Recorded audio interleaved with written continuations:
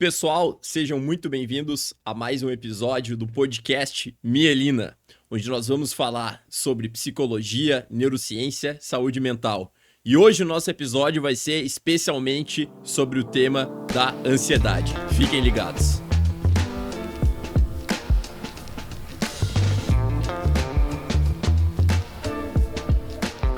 Primeiramente, estou contente de estar aqui de novo.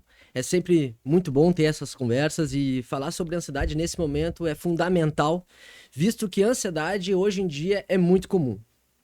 Para onde que a gente vai nessa conversa, Vicente? Eu acho que a gente já começa com uma coisa bem especial que veio na tua frase, que é o seguinte, que a ansiedade hoje em dia é bem comum.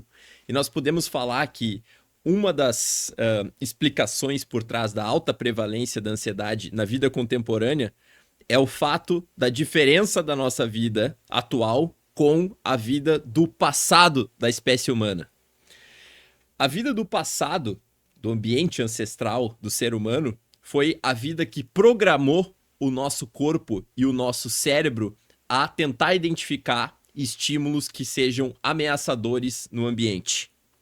Como muitos deles não se apresentam com tanta frequência na nossa vida cotidiana, como por exemplo répteis ou ameaças da natureza, o cérebro tem uma tendência muito fundamental e muito básica de procurar ameaças e procurar problemas, e muitas vezes eles acabam permanecendo demais na cabeça das pessoas e configurando os transtornos de ansiedade que vão ser o tema que nós vamos discutir hoje.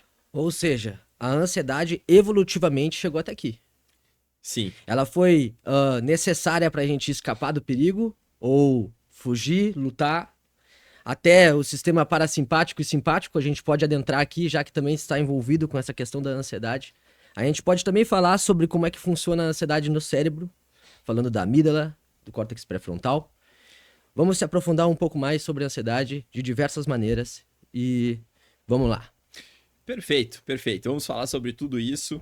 Eu acho que antes de mais nada, a primeira coisa que qualquer pessoa, seja interessado em psicoterapia, alguém que está fazendo um processo de terapia como paciente ou terapeutas, enfim, a primeira questão que vale a pena receber a nossa atenção é realmente nós nos perguntarmos o que é a ansiedade e por que ela existe.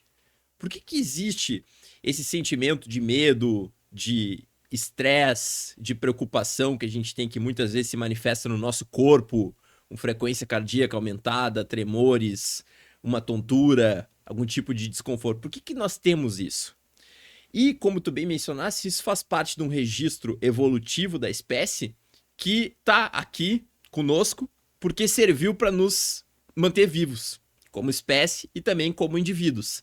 Se nós não tivéssemos esse conjunto de respostas que muitas vezes é desagradável, nós não estaríamos aqui, porque ele serve para nos proteger, para nos manter distantes de vários eventos que podem ameaçar a nossa vida. O perigo que isso representa para a vida psicológica humana é quando isso começa a funcionar de uma forma exagerada ou descalibrada, ou seja, respondendo como se coisas fossem realmente ameaçadoras, quando na verdade não o são. Ou vamos pegar um exemplo então. Ficar preocupado quando tá de noite, num ambiente que pode ter algum crime, algum perigo, algum assalto, ficar ansioso com essa questão é fundamental e é extremamente importante para nossa sobrevivência. A gente olhar o perigo e conseguir calibrar nossas emoções para saber, tô num lugar seguro, tô realmente pronto para estar aqui, bem, não. Então, é isso. Agora, ter uma crise de ansiedade, um pensamento de ansiedade quando não tem um perigo aparente e ficar assustado com isso. A gente realmente sente sensações ruins com isso.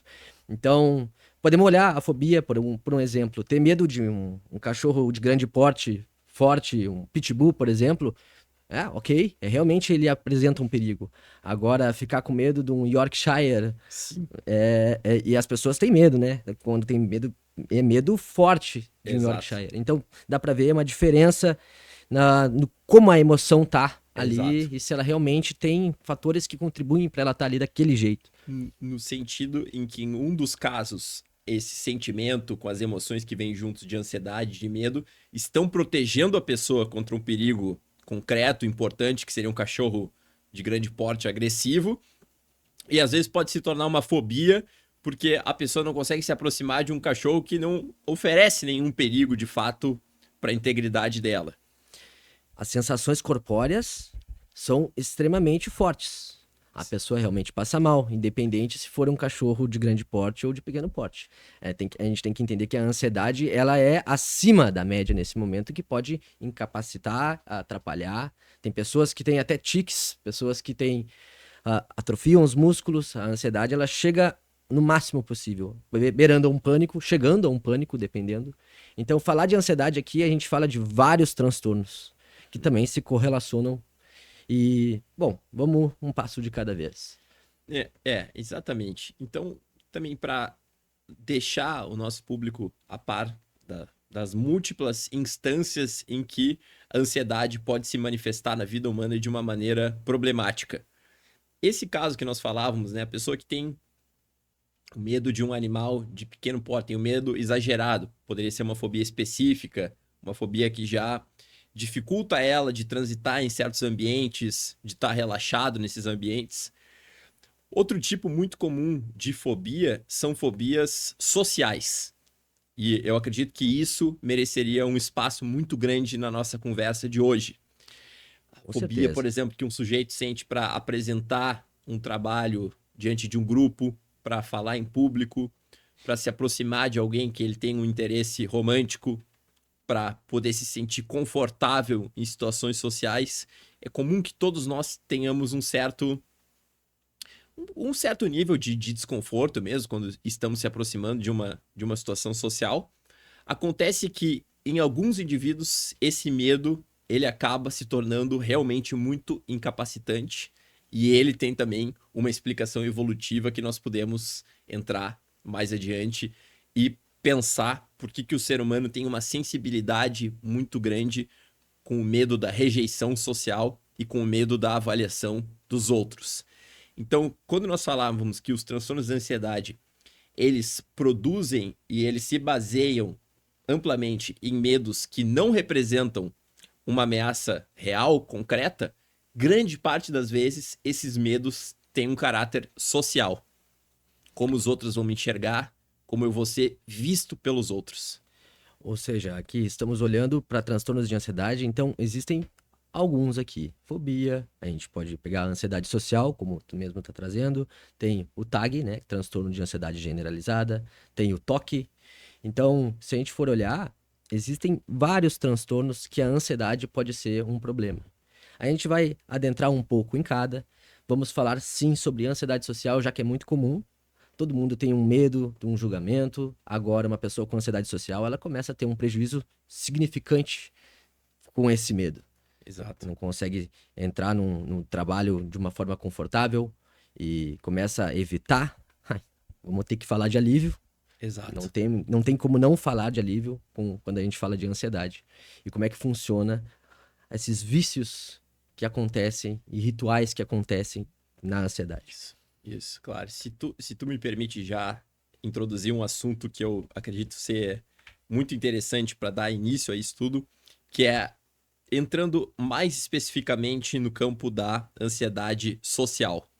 Porque ele ilustra uma coisa mais ampla sobre outras formas de ansiedade, que é, muitas vezes, a pessoa que está sofrendo com esse transtorno ou com essa condição de ansiedade exagerada, ela nem percebe que tem esse tipo de problema. Ou seja, é um indivíduo que chega numa reunião social e já procura imediatamente o álcool, ou um cigarro, ou uma outra droga de abuso, simplesmente para evitar o contato com uma sensação aversiva desse contato social. Então tem muitas pessoas, basta a gente começar a observar, que não conseguem se aproximar de uma reunião social à noite, numa festa, sem buscar um recurso como o álcool, como outras drogas, para tentar aplacar esse sentimento negativo que elas experienciam. Então é muito importante que as pessoas saibam que existe no ser humano uma tendência que não é incomum de ficar ansioso ou um pouco preocupado com essas situações, e desenvolver a capacidade de uma forma preferencial, conseguir enfrentar essas situações ao invés de recorrer a artifícios de fuga ou de esquiva que acabam agravando o problema. E a primeira coisa para isso é trazer atenção para esse assunto. Fazer com que as pessoas reconheçam que a ansiedade é comum, é natural, faz parte da vida humana e a melhor forma de abordar esse problema é conhecendo o que é e enfrentando. Já é comum as pessoas acharem que a ansiedade é um transtorno, em vez de pensar que é uma emoção. Ansiedade é uma emoção fundamental. A gente tem que entender que ela fez a gente chegar até aqui, ter medo, e é importante, a gente precisa dele para não se colocar em risco. Agora, a ansiedade social, como ela chegou em questão evolutiva?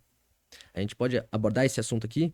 E esse medo da rejeição, agora, onde tudo está mais conectado, é diferente do que antigamente numa natureza selvagem. Que se a gente fosse rejeitado pelo nosso grupo, as chances de sobrevivência seriam zeradas, nulas. Um momento extremamente complicado para tu conseguir ter alimento, porque tu precisa de grupo para se organizar de diversas formas. Então, ter o medo da rejeição em algum momento foi necessário para a gente chegar até aqui. Exatamente.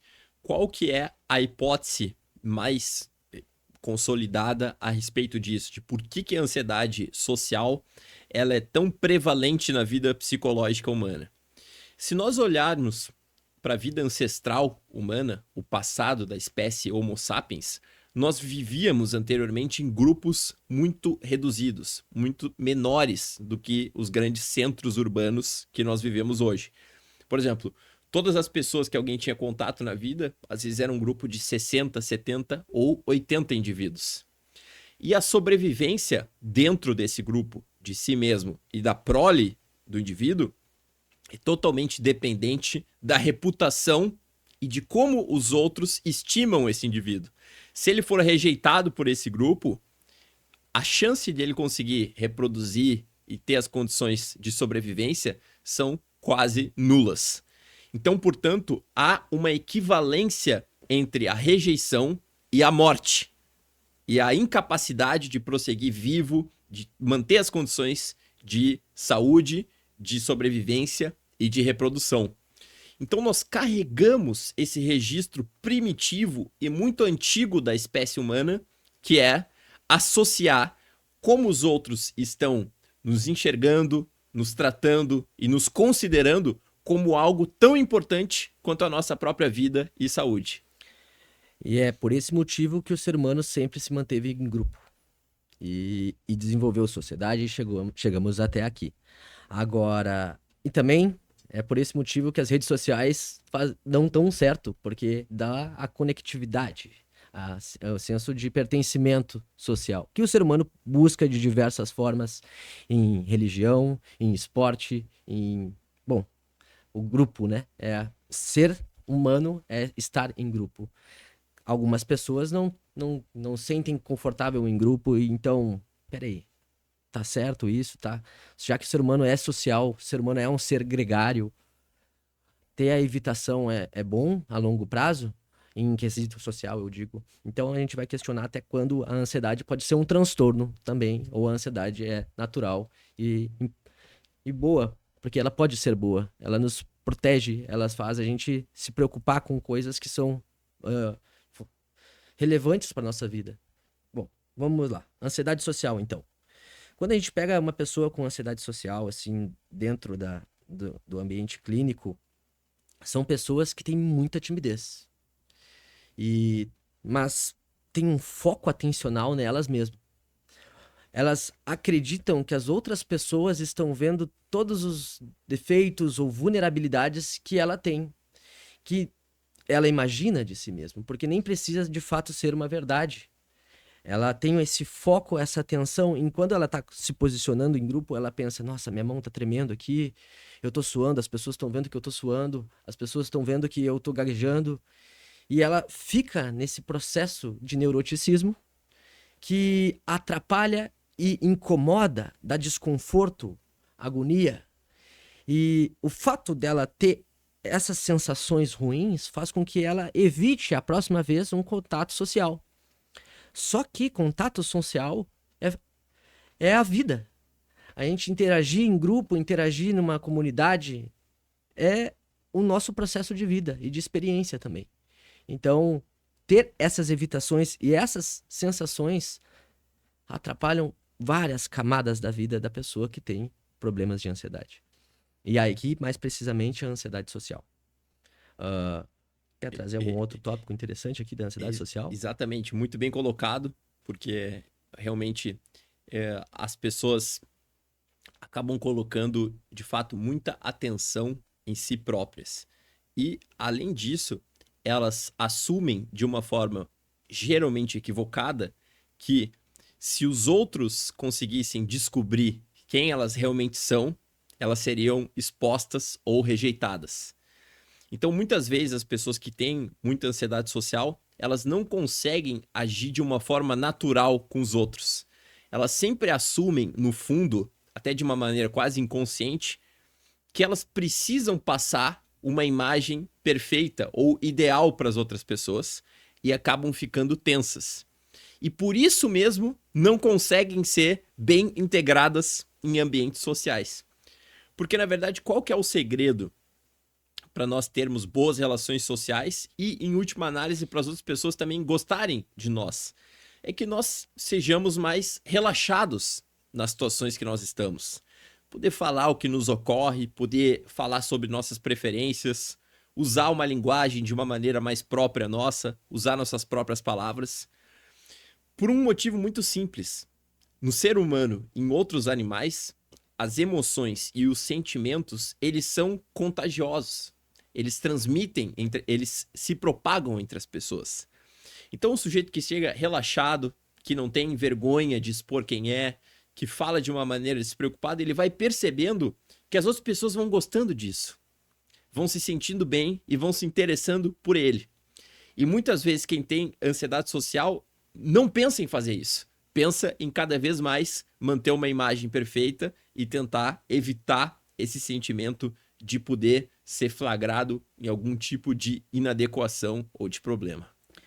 Olhando, então, agora no processo histórico, a gente pode pensar que a ansiedade social é aquela questão: será que eu estou me comportando bem? Será que eu estou realmente me posicionando bem?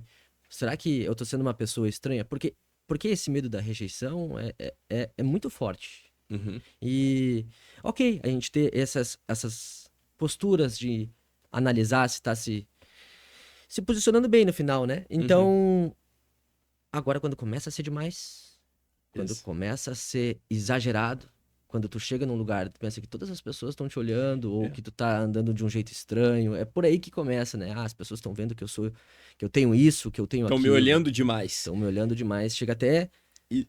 ver alguns olhares que nem as pessoas olham uma para as outras, mas já começa a interpretar errado. Isso. Já começa a ver esse lado assim. Isso é sensacional. Isso é algo importante de se trazer à tona para as pessoas conseguirem lidar de uma forma mais suave, mais tranquila com esse medo do olhar dos outros, que é o seguinte fenômeno que está muito bem esclarecido na psicologia, que é o seguinte: as pessoas prestam muito menos atenção em nós do que nós imaginamos. Existe um experimento que foi feito que se cunhou esse termo Spotlight Effect, o efeito holofote. Uma experiência de psicologia social clássica da psicologia, que é o seguinte: a pessoa, tu pega um participante de uma pesquisa que usa uma camiseta com alguma gravura, alguma estampa bastante vergonhosa. Por exemplo, um Pokémon esquisito e a pessoa tá andando num ambiente universitário e aquilo ali é uma gravura, né, que a pessoa mesmo acredita que despertaria algum tipo de atenção negativa. Tá. E a pessoa toma coragem, veste essa camiseta e circula por um ambiente. E depois ela volta e tu faz a pergunta: quantas pessoas tu acha que repararam na tua camiseta? E a pessoa tem a impressão: acho que umas 50 pessoas repararam na minha camiseta. Depois o pesquisador entrevista essas pessoas que cruzaram com esse indivíduo que usou a camiseta e pergunta: tu reparou que a pessoa estava com essa camiseta? E quase todo mundo fala: não, nem prestei atenção nisso. Então, a pessoa que veste a camiseta que tem um item, uma característica que parece ser negativa, ela acha que todo mundo percebeu e julgou ela negativamente. Quando tu entrevista essas pessoas, quase nenhuma deu atenção. Por quê? Porque as outras pessoas estão pensando nelas próprias, mais do que nos outros. Então nós temos essa tendência a olhar para nós mesmos e nós acreditamos que todo mundo está constantemente nos filtrando, nos julgando, nos ponderando, avaliando e que na verdade as outras pessoas estão fazendo o mesmo com elas mesmas. Então isso serve para deixar claro para as pessoas que elas devem se sentir com o espaço de serem um pouco mais relaxadas nas condutas sociais. Então, a parte da ansiedade social, que eu acho que realmente merece ter muito espaço nesse episódio, vai justamente pela percepção de que nós temos, em função do desenvolvimento do cérebro humano e da nossa conformação psicológica, uma tendência muito grande a acreditar que os outros estão sempre nos olhando. E, na verdade, isso é muito menos intenso do que realmente aparenta para nós. No processo de psicoterapia, a exposição é a ferramenta principal.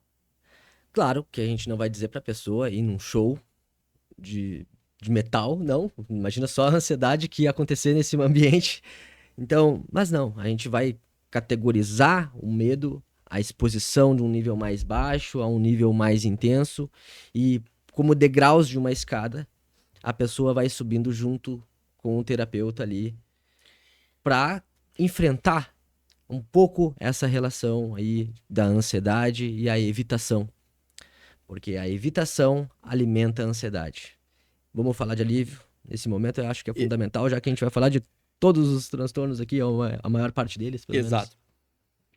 Isso serve para mostrar como a ansiedade pode gerar problemas muito diversos. Uma pessoa pode ter ansiedade social, mas conseguir ir até os ambientes, conseguir ir a shows, a festas, mas ela chega lá, mas ela não se sente tranquila. Ela volta para casa tensa, ela não consegue ir sem consumir substâncias, álcool ou outras drogas. Então, ela está numa circunstância psicológica prejudicada, mas ela consegue ir aos ambientes. Tem pessoas que, em função da ansiedade, não conseguem ir aos ambientes, né? Por condições como agorafobia, ou uma condição de retraimento psicológico muito grande, ela passa a evitar o contato com essas situações. E isso é muito mais comum do que nós imaginamos. Pessoas que não gostam de sair e acabam não saindo. Perdão, não é que não gostam de sair. Não saem em função da sua ansiedade, mas gostariam de ter os contatos sociais. E a gente acaba nem percebendo a quantidade de pessoas que estão nessas situações, porque, primeiro, as pessoas não costumam falar sobre isso, e segundo, elas acabam ficando muito retraídas em casa, acabam circulando menos nos espaços sociais. Então a gente tem um viés de amostra, a gente vê mais as pessoas que saem e não percebem quantas pessoas estão deixando de ir aos círculos sociais em função de ansiedade. Então, claro, quando chega nesse ponto da pessoa não conseguir ir aos ambientes, que tem uma sensação de ansiedade muito, muito forte, de fato, ela vai ter que fazer um esforço para enfrentar isso e de enfrentar de uma forma progressiva e bem esclarecida, que é outro fato. Ela tem que entender muito bem o que está acontecendo com ela e tem que começar a enfrentar de uma forma progressiva, desde um desafio que para ela é um pouco mais simples, até retomar um funcionamento psicológico mais pleno. Olhando para a evitação, a gente... Por que ela vicia? Por que a gente tem mais facilidade em ter a evitação? Bom, a ansiedade traz o desconforto. E a gente não gosta de sentir desconforto. Agora, sentir desconforto em momentos que não era para ter desconforto é uma outra história. O que acontece? Quando a gente tira algo que nos incomoda, a gente tem alívio. E tudo que traz alívio tende a repetir na nossa vida. A gente pode ver uma pessoa com álcool bebendo para afogar as mágoas. Um passinho pro vício. Porque tá usando para tirar algo que te traz desconforto. O ideal é buscar entender um pouco mais a ansiedade. Olhar para ela. Porque daí a gente começa a elaborar de fato os nossos problemas. Buscar a evitação todo momento vai continuar alimentando a ansiedade. Por quê? Vamos dar um outro exemplo. Sou uma pessoa que sou inadequada. Sou uma pessoa... Esse é o pensamento, né? Sou uma pessoa que sou inadequada. Sou uma pessoa que sou estranha. Sou uma pessoa que não consigo me comunicar muito bem. Aí, de repente, um amigo meu me chama para uma festa. Ah, não vou. Eu sou estranho. Não foi. Querendo ou não, tu concordou com esse pensamento. Tu não colocou ele à prova. Quando vê, se foi a festa lá e as pessoas, que bom que tu veio, que legal que tu tá aqui, trouxe a alegria pro local. Então, é diferente. A gente tem que ter esse movimento para encarar um pouco mais os nossos medos. A gente tem que ter esse movimento para ter a exposição, claro, num nível gradual, né? Não é ter medo de altura e ir lá pro 16º andar e esperar que vai resolver o teu medo. Não, mas subir um andar de cada vez e seguir assim. Porque é a constância também. O ser humano naturaliza. O medo, a gente consegue olhar para ele em algum momento e naturalizar ele, por mais que traga um desconforto. Mas é possível fazer isso. A TCC mostra isso também. Então, ansiedade social, a gente vê as pessoas evitando contatos sociais o tempo inteiro e ficando em casa. E gostam de estar sozinho. Por quê? Porque não traz esse desconforto, mas a longo prazo. Isso é bom? Essa evitação constante é boa? O que que ela vai trazer para essa pessoa? Isso tudo a gente tem que se perguntar. Então, é por aí que a gente vê se é realmente um transtorno ou não. E pela quantidade de meses que tem esse posicionamento, né, de evitação. Exato. Então, a vida humana é extremamente complexa e ela existe em múltiplas janelas temporais que precisam ser consideradas. Precisa ser considerado o que acontece conosco a curto prazo, a médio prazo e a longo prazo. Porque o paciente, não que ele faça esse debate internamente, mas dentro da cabeça dele, por que ele não simplesmente age de uma maneira a buscar o alívio? Por que ele não deveria fazer isso? Se o alívio é tão bom, porque o alívio é maravilhoso. A gente para de sentir uma coisa negativa. A gente quer ter alívio, a gente quer ele. Tô num desconforto, eu preciso apresentar um trabalho, então eu sento lá no cantinho, não levanto a mão ou não apareço. O alívio é muito bom. Só que, então, a questão é, por que eu não posso fazer isso? Por que eu não devo continuar fazendo isso se é uma coisa que faz eu me sentir bem, relaxa o meu corpo? Então, a pessoa tem que entender que algo que pode trazer um benefício no curto prazo, frequentemente agrava um problema de médio a longo prazo. No médio prazo, a pessoa que age no sentido de buscar o alívio, talvez ela já não vá se sentir tão bem com ela mesma. Porque, no fundo, até de forma inconsciente, ela sabe que ela fugiu de algo que seria melhor ter enfrentado. Então ela baixa um pouco na sua reputação interna, o que não faz bem para a vida psicológica, o que aproxima ela, inclusive, de um quadro depressivo. E no longo prazo, o pior ainda, ela aumenta o medo que ela tem deste tipo de situação. Então, quando uma situação similar aparecer, e vai aparecer no futuro, ela vai ter mais medo ainda e vai estar acostumada, vai ter aprendido a fazer isso como uma estratégia de enfrentamento. Então, a vida humana e a terapia é sempre mostrar para os pacientes que a consequência do que se faz do ponto de vista psicológico, ela não está restrita a só uma análise de tempo e de consequência. Ela interfere nos outros aspectos da vida humana. Então, o que no curto prazo pode ser muito bom e um alívio grande, vai e frequentemente nos prejudica a médio e longo prazo. Então, isso é uma coisa que tem que ser sempre discutida com os pacientes. Via de regra, se algo vai envolver um desconforto, um enfrentamento no curto prazo, mas está claro que vai nos ajudar a médio e longo prazo, essa é a melhor estratégia para ser seguida. Tu trouxe a relação do medo aumentar na evitação. Então, a gente pode dar um outro exemplo aqui. Vamos supor que aquele mesmo exemplo de eu pensar que eu sou uma pessoa estranha. Eu tenho esse pensamento quando eu vou me apresentar para 10 pessoas. Quando eu evito esse pensamento vai aparecer quando eu vou ter que me apresentar para 5 pessoas.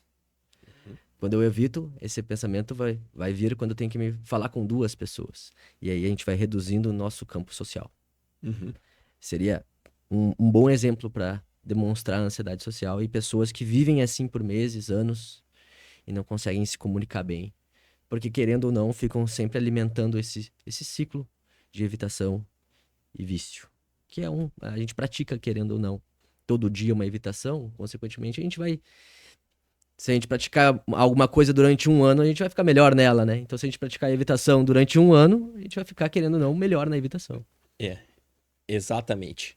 Eu acho que um outro tema que valeria a pena também nós discutirmos é sobre a origem desses quadros de ansiedade exagerada ou de transtornos de ansiedade propriamente. Ou seja, por que algumas pessoas desenvolvem esses quadros, certo?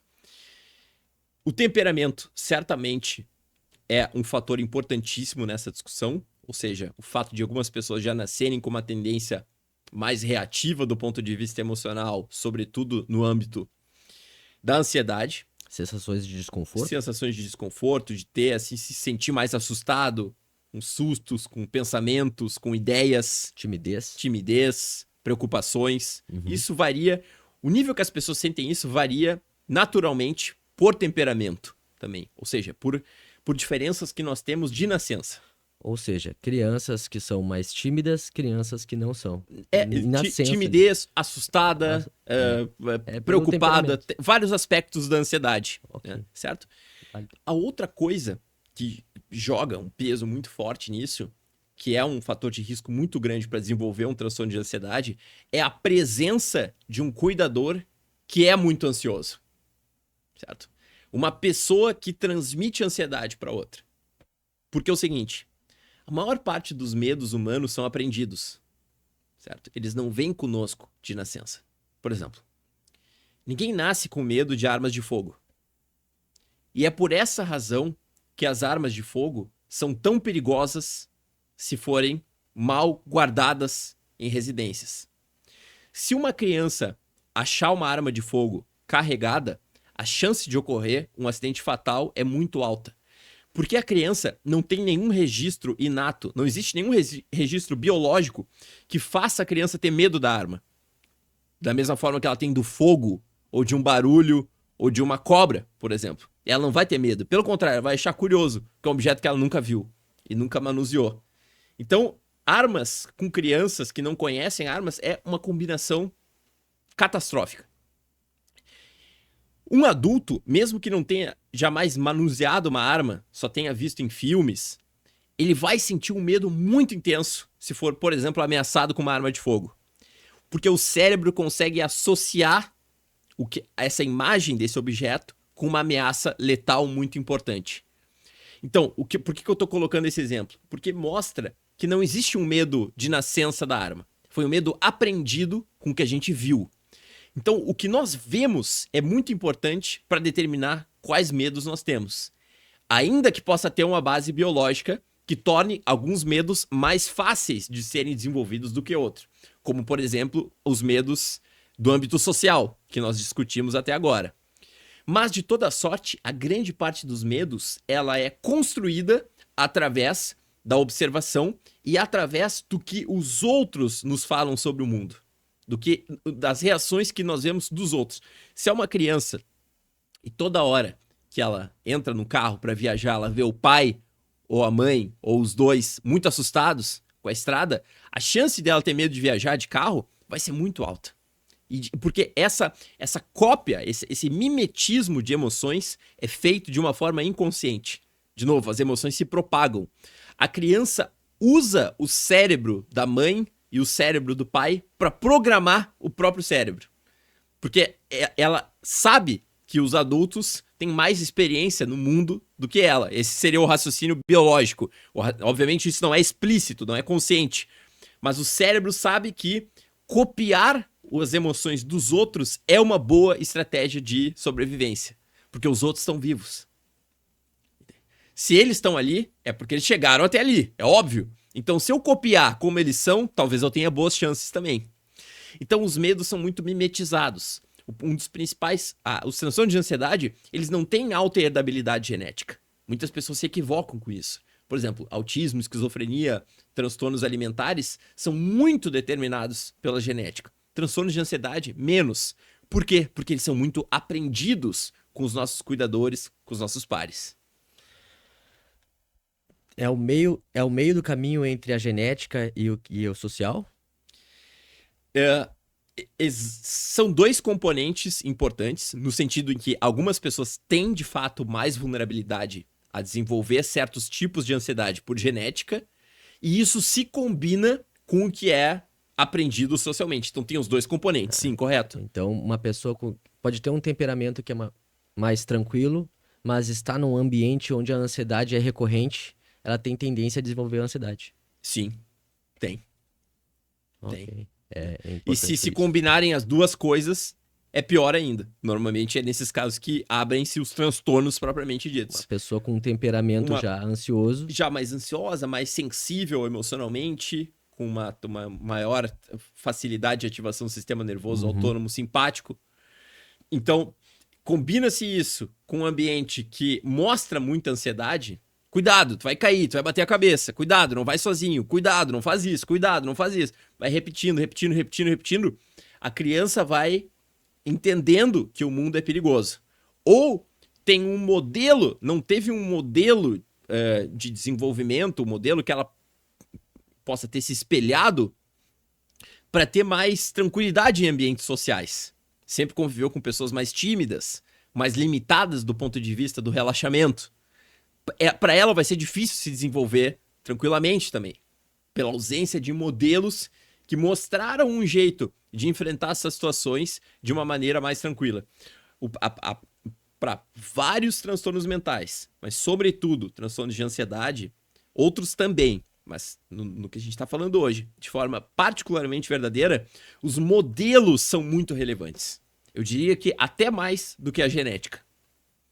Porque os modelos é que nos dizem sobre o mundo coisas fundamentais, como o quão ameaçador é o mundo, como que eu ajo em situações sociais, como que eu devo proceder nessa situação. Nós não temos opções, não há alternativa no desenvolvimento infantil e adolescente se não usar as informações dos outros para conseguir navegar. É por isso que os modelos são tão contundentes na nossa formação psicológica. a gente então aprende com os nossos pais, observando até o jeito deles pensar Exatamente. e copiando. Exatamente. É uma ferramenta que eu tô aprendendo aqui. A sexualidade também é desenvolvida com modelos. É desenvolvida com modelos. A gente não aprende a história da sexualidade humana, ela variou muito ao longo dos anos. Condutas que hoje são, por alguns grupos, rechaçadas ou repreendidas, em épocas passadas eram comuns, eram mais praticadas. A vida sexual era praticada de outra maneira. Pode ser, às vezes, porque o ser humano tem... As pessoas perguntam, o ser humano é monogâmico ou poligâmico? A verdade é que nós temos as duas tendências. E isso é uma questão de primatologia que a gente pode entrar num outro episódio, talvez. Mas nós temos as duas tendências. E culturas diferentes trabalharam em cima dessas tendências biológicas de maneiras diferentes.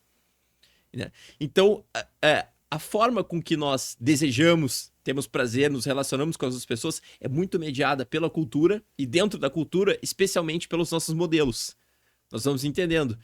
Meu pai, vamos gostar de mulher, vamos se relacionar dessa forma, vamos apreciar esse tipo de... então eu me construo em cima dessa imagem. Isso é muito importante para o desenvolvimento, ou saber como tratar as outras pessoas, os parceiros, homens, mulheres, o que a gente se sentir atraído. Então, a presença de modelos e a importância deles no nosso desenvolvimento psicológico é algo que é muito atestado e claro pelos transtornos de ansiedade. Por essa via, nós aprendemos algo muito mais universal sobre a formação psicológica humana. As pessoas com ansiedade se sentem vulneráveis, muito vulneráveis. E vamos pensar no nosso processo de desenvolvimento, né? A gente olha assim, quando a gente é criança, a gente é vulnerável. A gente realmente está aprendendo com alguém para nos trazer segurança e a gente conseguir usar esse mundo ao nosso favor, porque a gente está aqui e a gente está vivendo. Agora, quando não tem segurança, essa vulnerabilidade vai ficar gritando ali na minha cabeça, assim. Ou quando é ensinado constantemente o perigo ou o estresse, a ansiedade vai continuar aparecendo ali, porque ela é uma emoção, não tem como não ter ansiedade. Ter ansiedade, vamos pegar um exemplo. Já vi algumas pessoas, até no ambiente de clínica, assim mesmo, as pessoas dizendo, se tivesse como fazer uma cirurgia, eu tiraria a ansiedade. Mas, pô, vamos pensar então, por que a ansiedade serve? Se tu tem uma conta num banco que tá caindo pro vermelho, eu não tenho ansiedade nenhuma. Vou pagar. Isso. Tô nem aí. Tem uma prova que tu precisa passar, se não passar, tu vai mal na faculdade ali ou na escola. Tô nem aí pra essa prova. Tenho ansiedade. Então, a preocupação nos ajuda. Agora, a preocupação em excesso que nos paralisa, ou é outra história. É por aí que a gente tem que ver. A longo prazo, tirar a ansiedade não seria bom. Não seria benéfico.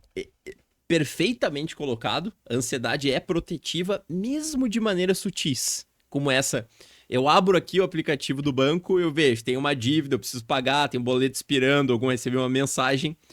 É como se fosse uma micro-ansiedade. Às vezes a pessoa nem percebe que tá com ansiedade, mas tá. Ela sente uma pequena emoçãozinha que motiva ela a agir de uma maneira a preservar a sua integridade financeira, física, quer que seja o âmbito da vida em questão.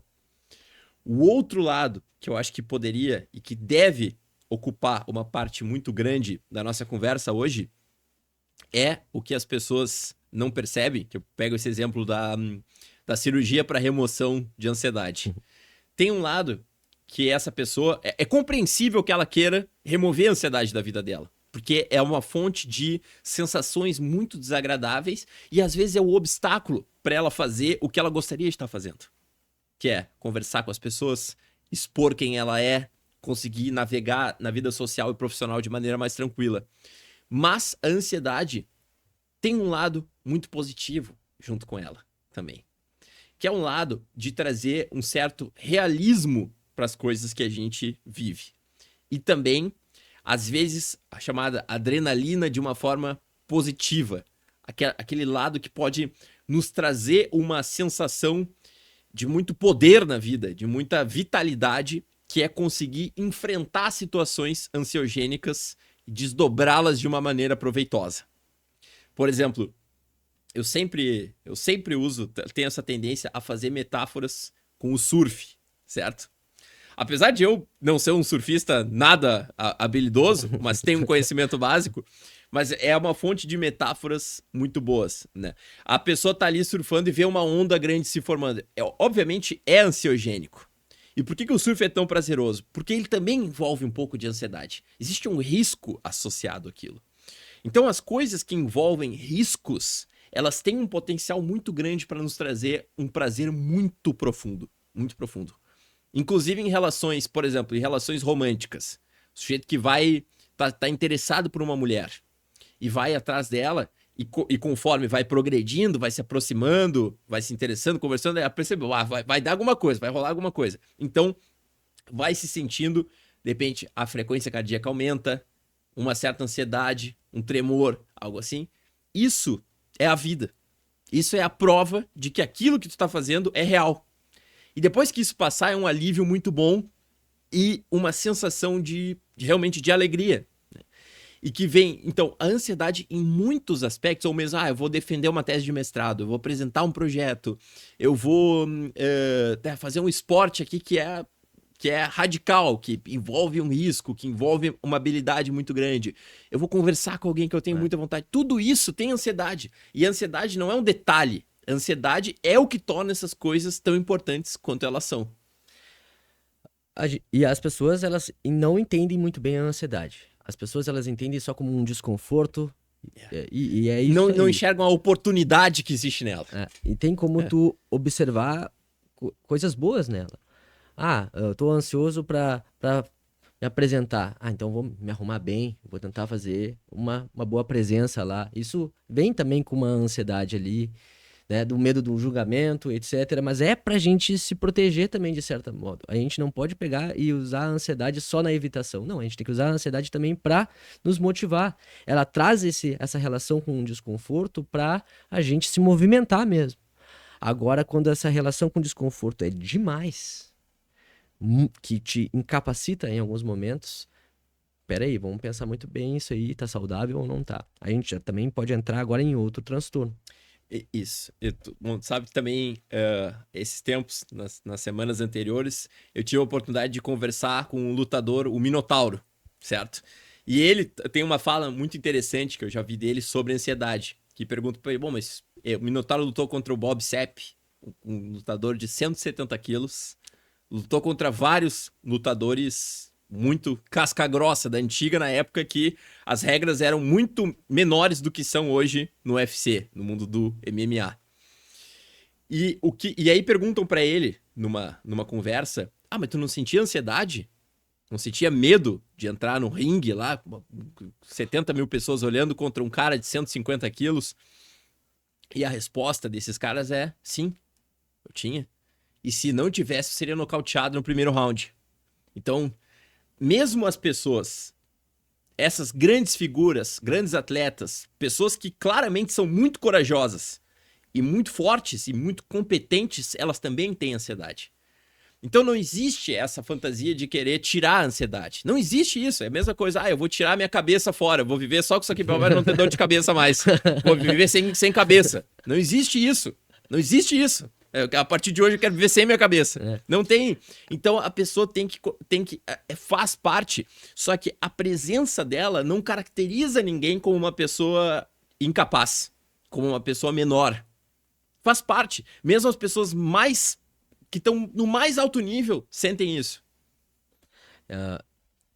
Pra ver. Como também na luta, a ansiedade protege totalmente ali. A gente... Na luta... Desculpa te interromper, mãe. Na luta livre, no MMA, e na luta da vida também. Na vida. Então, tirar a ansiedade a longo prazo ia ser muito prejudicial também. E ia tirar a vida. É tirar, de um certo sentido, a própria vida. As emoções boas que vêm com a ansiedade também. Então, a questão da ansiedade é saber manejar ela. É saber... como conduzir essa onda de emoções de uma maneira que seja construtiva para nossa vida. Mesma coisa, a história do surf que nós íamos falando, né?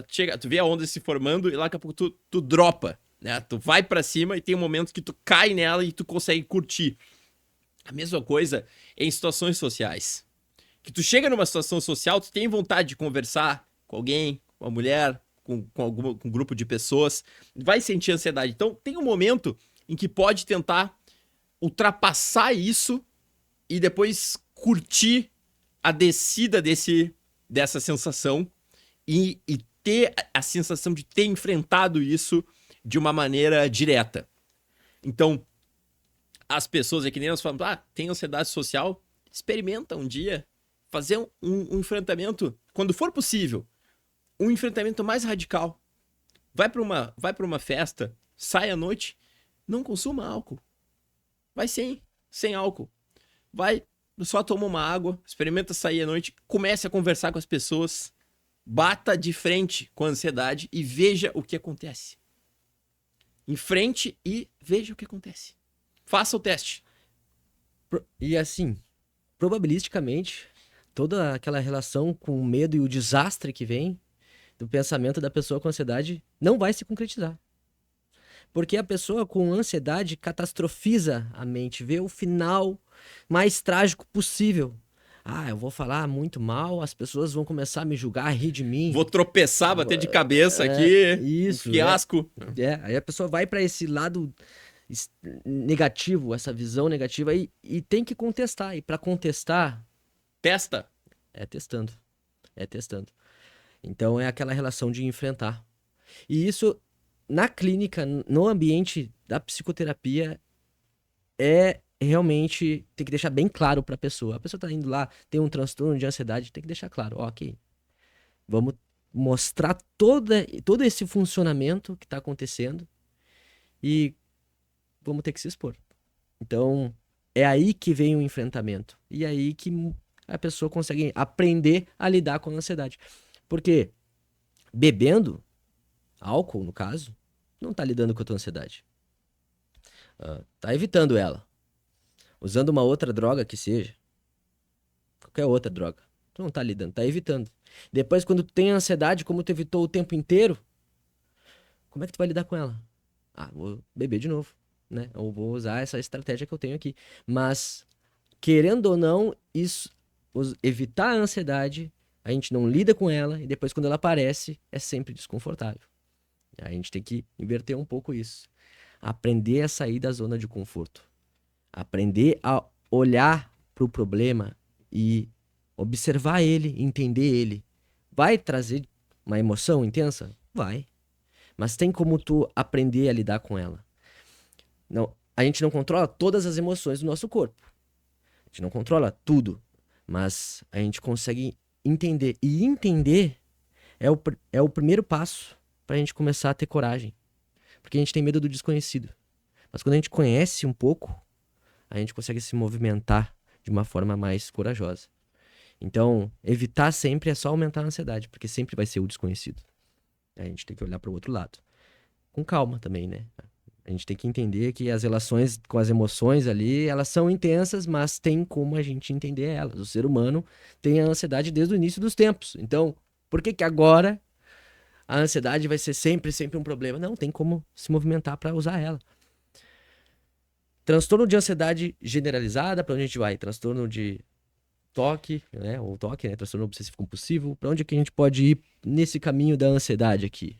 Eu acho que antes de migrar para outros transtornos de ansiedade bem definidos, uma outra coisa que valeria a pena comentar para fechar esse assunto da ansiedade Vamos lá, de forma então, mais tá. geral é comentar também como as tecnologias que existem, como um conjunto delas, smartphone, Instagram, acesso à pornografia, o mundo digital torna muito fácil que as pessoas vivam de uma maneira protegida da ansiedade e acabem nunca conseguindo desenvolver o contato com essas experiências que nós havíamos comentado e acabam ficando vazias e deprimidas. Outro tópico que também, então, já para entrar nesse quesito modernidade, sedentarismo. Exato. Sedentarismo. Isso. Pra tu conversar com uma pessoa antes de que ir até a casa da pessoa, conversar com ela. E o sedentarismo psicológico. Existe todo mundo fala do sedentarismo físico. Claro que é importante, né? Quem não tá fazendo exercício físico, por favor, comece, teste e veja o que acontece com a sua vida psicológica. Do jeito que dá. Começa. Não precisa até botar uma hipercompensação que a gente diz, vou fazer tudo Exato. agora no máximo. Não, mas faça. Experimente sentir a diferença que a prática do exercício físico pode fazer na sua vida psicológica. Que para algumas pessoas pode ser completamente decisivo. Isso é um ponto.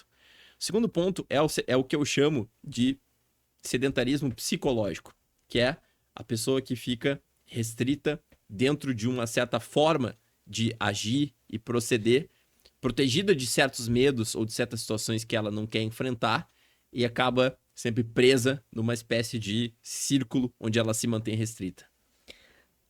Falando sobre vida psicológica, as pessoas, elas que não fazem exercício, elas não conseguem entender a diferença mental que isso vai acontecer, né? Então, vamos dar um outro exemplo aqui. Uma pessoa que não faz exercício, ela tem tendência a problematizar mais. Quando ela tem um obstáculo, ela vai problematizar mais. Com exercício, ou com medicamento também, fármacos fazem isso, psicoterapia também, a pessoa começa, em vez de problematizar mais, ela vai ter mais o exercício mental da resolução do problema. O que eu quero dizer? Se a gente pensar, então, no desconforto que dá de ficar pensando no problema e só, é a ansiedade. A pessoa fica só pensando no problema. Todas as portas estão fechadas, não acha uma solução. Problema. Sensação de desconforto, problema. Começou a fazer exercício físico, tu já vai notar uma diferença nisso. Peraí. Eu consigo resolver pelo menos essa parte. É aí o porquê do exercício físico. E por quê? Fármaco, dependendo, algumas pessoas precisam de fármaco. E o remédio atua nessa parte também. Ajudar a pessoa a ter a resolução do problema. Não só a problematização e a evitação, por causa dessa problematização intensa. Exato. É fundamental trazer isso aqui. Muito, muito bem colocado. E essa relação entre o que nós sentimos, porque existe essa divisão que é um erro, não existe outra forma de caracterizar isso, que a divisão entre vida psicológica e vida corporal, ela não existe da maneira como se acreditava no passado.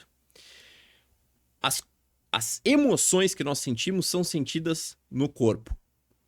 Então, é por isso que eu sempre volto a tocar nesse assunto, que é, sobretudo com ansiedade, a psicoterapia, ela não é um exercício psicológico. Psicoterapia é também um exercício físico. Ela é um exercício físico. Porque o enfrentamento da ansiedade não é feito meramente no mundo das ideias. Não é ajustar uma ideia na cabeça. Não é isso. É enfrentar uma frequência cardíaca super alta, enfrentar tremores, sensações desagradáveis. É um enfrentamento físico que precisa ser feito. Então, a prática dos exercícios físicos torna a pessoa mais capacitada para enfrentar situações ansiogênicas. Quem tem muitos problemas com ansiedade precisa começar a se preocupar com essa dimensão de cuidar do condicionamento físico. Porque o enfrentamento da ansiedade é físico, não é só psicológico. A pessoa que sente que está com o corpo forte, que está capacitada, que está com condicionamento, percebendo isso no sentido da autoeficácia, no sentido inconsciente, mas também regulando a sua fisiologia, ela tem uma capacidade muito maior de enfrentar a ansiedade e sair do que a gente falava, do sedentarismo físico e do sedentarismo psicológico. Olha aonde que a gente vai chegar falando de ansiedade. Tem muitos tópicos que a gente pode trazer aqui. Quesito fisiológico. Sim. Parasimpático e simpático. Sim. Vamos trazer isso aqui para as pessoas, para elas entenderem o quanto o nosso corpo também está envolvido com o nosso processo de ansiedade e luta ou fuga. Sim. Quer trazer aí pra gente? Sim. Então, assim, existe toda uma linha de pesquisa no que se chama a interocepção. A percepção é o que nós percebemos sobre o mundo que está fora da gente. Essa sala, a ti, as pessoas que eu estou observando no momento. A interocepção é como o meu corpo faz uma leitura dele mesmo. O meu estado interno, certo? Será que eu estou enjoado? Será que eu estou me sentindo bem? Me sentindo vigoroso? Será que eu estou cansado? A todo momento, o corpo faz uma leitura do estado dele. E essa leitura é enviada para o cérebro. E o cérebro ajusta a psicologia de acordo com essa leitura. O Bandura, que trabalhou o conceito de autoeficácia, ele listou isso de uma forma muito inteligente. Uma das fontes de aumento ou de decréscimo da autoeficácia é como a pessoa está se sentindo fisicamente no momento.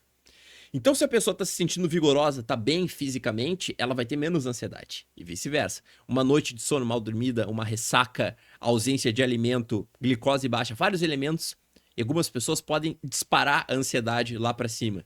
Muitos casos, muitos pacientes, né? Eu tenho certeza que na tua experiência também deve ter visto isso. Pessoas que estão com ansiedade, vão lá, comem prato de comida, regulam um pouco a ansiedade. Não por comer compulsivo, mas às vezes é porque o estômago vazio e outros estados fisiológicos, físicos, podem provocar mais ansiedade. Também a falta de sono. Para algumas pessoas varia o que provoca. O álcool também. O álcool, então, nem se fala. A ressaca, exatamente. Então, tudo isso para dizer que o estado psicológico de ansiedade, ele sempre tem uma relação com o estado interno do corpo. E tem várias vias regulatórias que o corpo informa o cérebro sobre o que está acontecendo.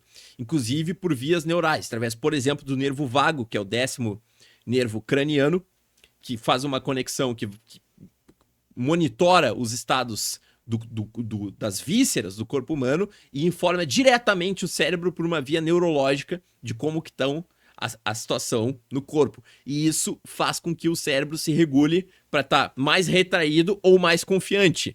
Se o cérebro percebe de forma inconsciente que tu tá machucado ou que tu tá fraco, ele vai te dar menos confiança. Essa é exatamente isso. É exatamente isso que eu mencionei. O cérebro tem um mecanismo primitivo, inconsciente, de monitorar a saúde ou o estado do corpo. E o grau de confiança que a pessoa sente para enfrentar medos depende desse monitoramento. Então, não existe estratégia correta para melhorar o enfrentamento da ansiedade que não envolva um condicionamento físico. E as pessoas... Isso que eu sempre digo, teste isso. Tente... eu não gosto de exercício. Tente achar algo que seja minimamente prazeroso. Uma corrida, tem tantas alternativas. Pega um peso mais pesado. No início pode ser mais desagradável, mas dê o tempo para monitorar a diferença que esse tipo de coisa pode fazer na vida das pessoas. A autoestima sobe. Autoestima, a saúde, dores crônicas, melhora vários aspectos simultaneamente da vida. E mesmo que no início seja desagradável começar, depois isso acaba se tornando, eu comento isso até com os pacientes, com outras pessoas. Agora, chega um ponto que a gente gosta tanto de fazer exercício que o momento mais relaxante e o momento de meditação do dia é o momento de se exercitar. De levantar peso, fazer barra, fazer apoio, fazer paralela. Esse é o momento mais tranquilo do dia. Que no início era um momento de muito esforço. Por quê? Porque o cérebro aprende com a repetição. Tudo que a gente repete, a gente fica bom. Essa é uma grande ideia também. Se nós repetimos a evitação e o medo, nós ficamos bons em ser medrosos. Se nós repetimos o enfrentamento, nós ficamos bons em enfrentar. Se nós repetimos o exercício, nós ficamos fortes. O ser humano, ele tá aí para se movimentar. Para se movimentar. A gente era nômade. A gente era nômade para se movimentar, mexer com o mundo. Hiperativos também, né? Nessa época. Mas, caminhadas. Então, inclusive, na filosofia, antigamente eles faziam todas as aulas caminhando, né? Para trazer esse movimento do ser humano. A gente tá aí para se movimentar. Exatamente. Essa era uma grande sabedoria grega. Os peripatéticos caminhavam e debatiam. É uma forma excelente. Até hoje, sempre que eu tenho a oportunidade de conversar com um amigo, com alguém caminhando, que nós fizemos ontem mesmo, nós caminhamos conversando, e que é uma coisa muito boa, porque é um exercício para o corpo e o caminhar e deixar as ideias nos encontrarem. É por isso que o sistema pedagógico vigente, ele é muito problemático. Por isso que nós temos que estudar condições como TDAH, mas sempre é necessário ter um grau de uma perspectiva crítica em cima dessas coisas. Porque nada me convence também que confinar crianças que têm um temperamento muito distinto e que têm carga genética diferente em cima de um cubículo durante 5, 6 horas de uma fase do desenvolvimento altamente energética e esperar que elas fiquem paradas escutando um professor que elas não respeitam e às vezes tem razão em não respeitar tanto, é complicado. É complicado. Né? Então, a gente precisa retomar. A psicologia mostra isso. As pessoas não aguentam mais sofrer e às vezes acham um alívio importante fazendo exercício físico e depois não abandonam isso.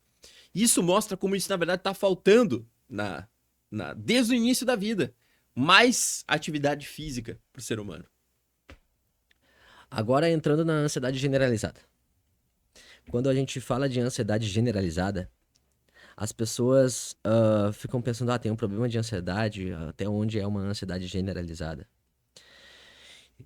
A ansiedade generalizada é quando a ansiedade está trazendo prejuízos em diversas camadas da vida da pessoa. Mas essas sensações de desconforto são muito intensas. E nesse momento a pessoa pode... Bom, tem várias questões que pode alterar, irritabilidade, sono. Tudo isso é muito correlacionado com a ansiedade generalizada. Pensamento acelerado aqui, de problematização constante em coisas que não precisava ter tanto problema. e ficar estressado com isso, incomodado, com angústia. E isso é a ansiedade generalizada. Também temos o pânico. E aí, o que é o pânico? Essa sensação de desconforto chega no extremo, no máximo, que a pessoa chega até a achar que vai morrer, em alguns casos, tem descontrole, rigidez muscular, não consegue entender a própria respiração, o ritmo da própria respiração, começa a achar que vai enlouquecer, fica extremamente eufórica, fica nesse estágio por muito tempo sem conhecer essas emoções, uma perturbação mental que é horrível. As pessoas com pânico, que têm ataque de pânico, acham horrível ter essa sensação. Porque realmente a pessoa se coloca num risco extremo, dependendo do lugar. Tipo, que a pessoa pensa isso, né? A verdade é que ninguém morre por pânico. Essa é a verdade. A ansiedade vai subir, ela não sobe. Ela vai subindo, ela vai anunciando que tá subindo, né? Então a pessoa ela começa a se proteger pelo menos um pouco. E, ok, aumenta a pressão. A pessoa fica com uma respiração extremamente ofegante, acha que realmente vai ter um descontrole mental, e de fato tem ali um episódio, mas não vai ser algo para sempre, que é o que as pessoas pensam, né? Vou enlouquecer muito, eu vou morrer agora. E tem como a gente desviar essa atenção constante nos problemas, nas percepções do corpo, e começar a fazer um movimento contrário na respiração. Porque quando a gente começa a ficar ansioso, aí nossa respiração fica ofegante, nosso batimento cardíaco fica intenso, nossa pressão sobe, a gente tá com desconforto e a gente não sabe como parar isso. E a pessoa fica aqui, respiração extremamente ofegante. A gente pode olhar para esse lado e pensar: a respiração ajuda pra gente melhorar a ansiedade? Sim. Quer ver o contrário? Pede pra pessoa ficar 5 minutos com a respiração ofegante assim, ó. Coração vai aumentar, batimento, a pessoa vai sentir um desconforto. Então, o contrário, uma respiração mais guiada, uma respiração diafragmática, traz uma redução do batimento cardíaco, melhora um pouco a questão da pressão, e a pessoa consegue diminuir um pouco essas sensações que trazem o desconforto. Só que a pessoa com pânico, quando a pessoa tá com pânico, ela tá tão eufórica, ela não vai lembrar de fazer uma respiração. Então é importante ela entender quando é que a ansiedade tá começando a subir, para que nesse momento ela faça as respirações e não chegue a um episódio de pânico depois. A respiração diafragmática, eu acabo, né? Eu na faculdade eu sempre pensava, pô, como é que a respiração pode ajudar tanto a ansiedade, assim? E aí a gente fica pensando, né? Como é que chega a respiração diafragmática? Como é que pode ter um bom resultado assim? É apenas a respiração. Mas a gente vai lendo, vai estudando e cada vez mais aparece a respiração diafragmática ali. E aí tu fica, nossa, a respiração diafragmática então ela realmente ajuda. Tenta praticar algum momento de respiração guiada assim, alguma vez no teu dia antes de dormir, para ver também o como abaixa um pouco a nossa pressão, como a gente sente um pouco mais de tranquilidade. Ter esse hábito, eu tenho, né? Algum momento pela manhã, eu sempre tiro um tempo para ficar em umas respirações e preparando o meu dia. Chega depois, no meio dos atendimentos, vou lá e faço umas respirações também para dar, de novo, uma tranquilidade pro próximo. Porque a gente fica atendendo em horas ali, então a gente não tem como a gente ficar levando as emoções de um atendimento para o outro. A gente precisa ter esse momento de respiração. E faça isso em algum momento. Pega uma respiração diafragmática e tenta praticar ela em algum tempo. Ela traz realmente uma organização,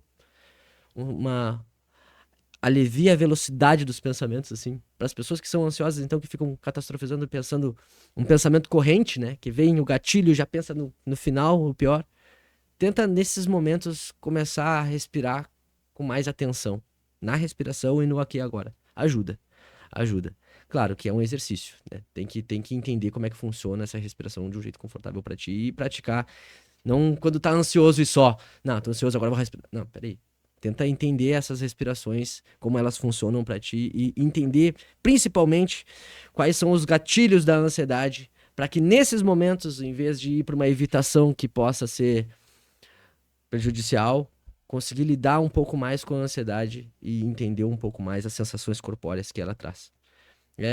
É válido essa ferramenta da TCC aqui também, da respiração diafragmática. Temos que comentar, né? Porque é Muito bom. Uma Muito maneira bom. de É. conseguir um alívio saudável também. Mais uma vez conectando na ideia de que a fisiologia afeta a psicologia, afeta os medos e as outras emoções também que nós podemos ter. E uma das coisas que também ajuda muitas vezes é ter familiaridade com um estado fisiológico mais ativado através, por exemplo, de exercícios aeróbicos de mais intensidade. A pessoa tá acostumada a correr bastante, então ela tá acostumada com o coração batendo com uma frequência mais rápida, com a respiração mais acelerada, tanto pelo fato de condicionar o sistema cardiorrespiratório, mas também para se sentir mais familiarizada com essas reações do corpo. A gente consegue perceber mais aquilo que a gente tem medo. Se eu tenho medo de aranha, eu vou entrar em um ambiente, eu vou ser o primeiro a ver a aranha. Porque eu vou estar procurando já a aranha no ambiente ali, procurar no canto onde tem teia de aranha. A gente tem a tendência de perceber mais aquilo que a gente tem medo. E uma pessoa que tem um ataque de pânico, sente o coração batendo mais rápido, a pessoa, por ter medo disso, vai sentir o coração tem mais percepção nos batimentos cardíacos. Sim, acontece. Então é justamente como tu disse. Essas pessoas têm que entrar num exercício físico para sentir o coração batendo de uma forma saudável ali numa corrida e conseguir depois, quando sentir o coração de novo, não, peraí, eu já senti isso antes. Em vez de vir aquele pensamento de ansiedade, não, meu coração tá desregulado. Ah, então meu coração tá batendo muito forte nesse momento, eu vou ter um ataque cardíaco. A pessoa, quando entra nesse nível de pensamento, vai sentindo cada vez mais sensações bola de neve. Corpóreas desagradáveis, né? Então, vem essa posição aí que é válido da gente um pouquinho desse mecanismo também vale a pena esclarecer para os ouvintes e para quem tiver interesse em como que isso evolui dentro de um quadro clínico, por exemplo, com um transtorno do pânico. Esses pensamentos, o medo da morte ou o medo de perder o controle psicológico, de enlouquecer, que são muito associados com episódios de pânico, obviamente eles estão associados com imagens mentais muito fortes e muito negativas. Essas imagens mentais, elas viajam para regiões mais ventrais, mais profundas do cérebro e ativam o sistema nervoso autônomo simpático, que aumenta reações autônomas fortes, como aumento da frequência cardíaca, tremores, sudorese, tontura. Respiração ofegante. E aí o que acontece? A pessoa faz uma leitura dessas respostas fisiológicas e enxerga uma prova de que as coisas estão dando errado. Ela olha, ó, meu coração tá batendo rápido porque eu tô infartando, porque tá dando algum problema. Olha só, eu tô suando, eu tô passando mal, eu vou desmaiar, eu vou não sei o quê. Então, aquilo ali vai se auto-reforçando. Os produtos da ansiedade começam a virar causa da ansiedade. Em qualquer transtorno mental, quando acontece esse fenômeno, que os produtos reforçam a própria produção, isso se torna muito problemático, porque vai se reforçando e vai dando uma bola de neve. Isso do momento do próprio transtorno. E só para quando basicamente a carga de adrenalina e a carga de suporte fisiológico do corpo acaba e a pessoa se cansa. Aí ela sai do episódio de pânico, que não dura muito tempo, mas são poucos segundos ou minutos ali que são muito fortes para a pessoa. Para a pessoa é um tempo para quem tá de fora é um tempo pequeno, mas para quem tá por dentro às vezes ocupa um dia inteiro de pensamento. Claro que alguns minutos só de ativação mais intensa e depois as pessoas normalmente sentem um cansaço muito forte. Um cansaço e às vezes vergonha, sentimentos negativos e o medo e não saber o que está acontecendo. E o que acontece? Elas têm medo de que isso possa acontecer de novo. Então começam a ter uma vida de preparos para evitar isso. deixam de ir a certos ambientes, se preparam uma fuga, preparam um alívio, carregam consigo o que se chama esses objetos de conforto.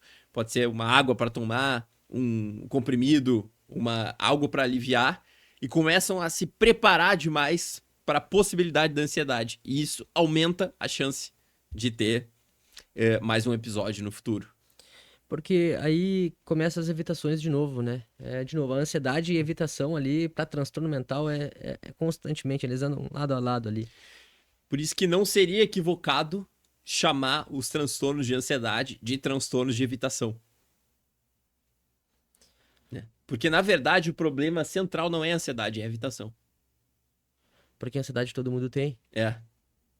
O que é mais patológico mesmo, claramente, é o comportamento de evitação no contexto de evitação da aversão do caráter aversivo das sensações ansiogênicas, né? Aonde que tá a evitação no toque? Da galera a galera também, a gente entrar no toque, a galera entra num senso comum do toque, não entende nada, só sabem dos rituais, assim. Mas o toque, ele é bem complexo. Exato.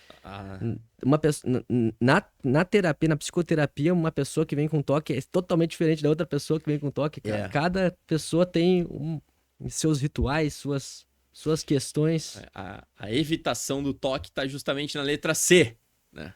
No comportamento compulsivo, que é feito para minimizar a sensação ruim que é oriunda das obsessões e dos pensamentos intrusivos que ficam ali com o sujeito que tem esse transtorno, né? Então ela tem pensamentos negativos, pensamentos intrusivos, e procura aliviar eles através de comportamentos estereotipados e repetitivos que buscam também um alívio psicológico. Eu vou vou pensar que eu vou estar contaminado se eu botar a mão na maçaneta. Aí eu vou abrir com o cotovelo. Uhum. Ufa, o alívio aí, ó. Não, mas não é verdade? É isso mesmo. Não vou botar a mão no dinheiro. Ou lavar as mãos várias vezes de uma forma compulsiva. Isso sim. Tocou em algum lugar, tocou no lixo ali, em alguma situação que pode... eu vou estar contaminado, As pessoas ficam presas nesses comportamentos de lavar a mão por causa dessa questão, então... Lavar as mãos é um clássico, então é um comportamento de alívio. É um comportamento que ele é feito no sentido de aplacar um estado mental negativo que a pessoa está experienciando. E como é que funciona na psicoterapia? De novo. Exposição. Exposição. Falar de ansiedade e psicoterapia não tem como não chegar na palavra exposição. Não tem como.